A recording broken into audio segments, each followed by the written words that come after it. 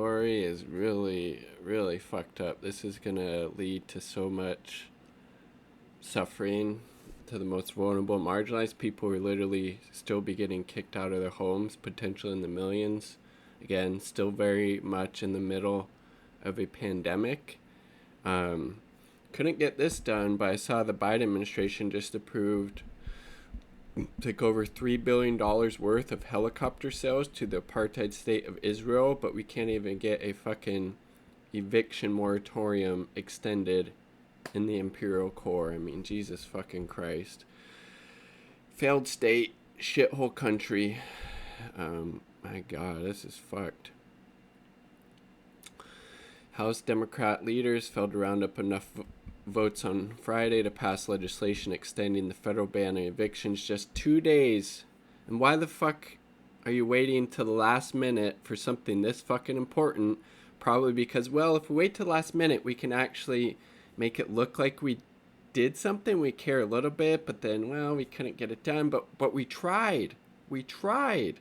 I mean, we tried. Doesn't that count for something? I know everybody's going to get kicked out of their homes. These millions of people, up to 6 million, maybe more, but we tried. We tried at the last minute. We did something. Democrats. Yay, we did something. Jesus fucking Christ, right? Ultimately adjourning the chamber for a longer summer recess with no path forward on the issue. After hours of inactivity on the House floors, Democrat leaders worked to corral support for legislative action. Again, like, obviously, they didn't give two fucking shits about this, or maybe not wait until 2 days before it's set to fucking expire. I mean, give me a fucking break. Majority Leader Steny Hoyer tried to pass a bill by unanimous consent that would have renewed the moratorium through October 18th, but Republicans objected. While Republicans objected to the bill's passage on the floor, the House inability to advance legislation was also a result of Democrats' inability to unite around the best path forward, a failure they blamed on the short one-day notice they'd been given by the Biden administration. So, obviously, the Biden administration basically fine letting this lapse. Democratic leadership was just sitting on their hands, supposedly waiting for the Biden administration to tell them what to do on this issue because they couldn't think for themselves. They had to be in lockstep with the Biden White House. I mean, give me a fucking break. And then here's Pelosi trying to blame it all on, because I'm sure she was really wanting to fight behind the scenes for this, but she just couldn't because she didn't get the go-ahead from Biden. Quote, "We only learned of this yesterday, not enough time to socialize it within our caucus as well as to build a consensus, especially in a time of COVID."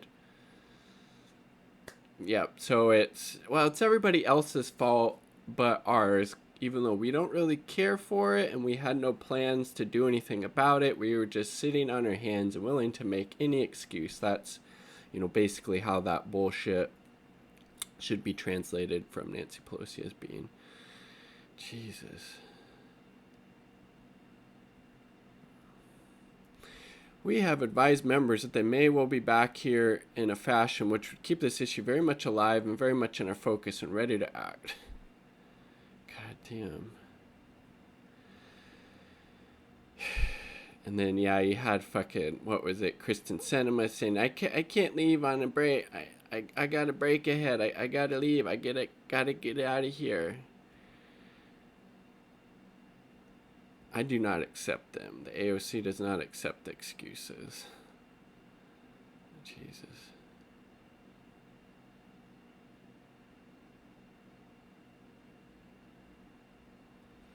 Maxine Waters. Wow. Researchers at the Aspen Institute estimated this week that as many as 15 million with an M, people could be at risk of facing evictions with the expiration of the federal moratorium, which ends on Sunday. So even more than I thought. I was hearing figures of like 6 million, but 15 million people. 15 million. And neither corporate party obviously gives a shit. That's been very evident all throughout this fucking pandemic. Jesus. And liberal members of the squad were irate that the House was leaving town without helping them. I don't know.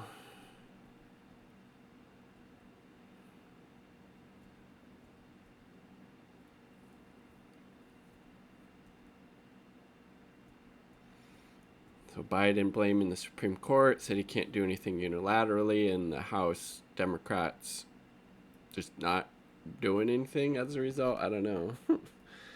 Jesus. RNC chief McDonald blasts Biden's open borders agenda. I fucking wish he. The dude's fast tracking fucking deportation flights to Central America for these migrants, some of the most vulnerable, marginalized fucking people. I mean, Jesus Christ, he's not open borders agenda. Jesus. The prospect in the Senate did not look too good, so we decided not to do anything anyways. Again, like, that's not how you fucking play politics. That's not how you wield power. You fight like hell for the working class, if that's who you actually care about. You fight like hell for the vulnerable and marginalized.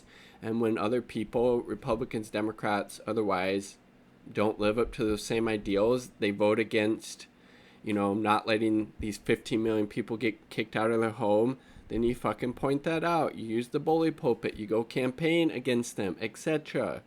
You don't just, it's not going to work, so let's just not do anything. Nancy Pelosi, Speaker of the House, Mama Bear. God damn, dude.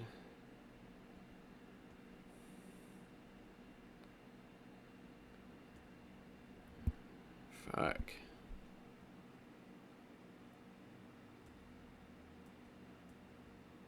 Just fucking disgusting. Was it Lenin said, it doesn't matter how many political parties you have if they serve the same master. I was paraphrasing there.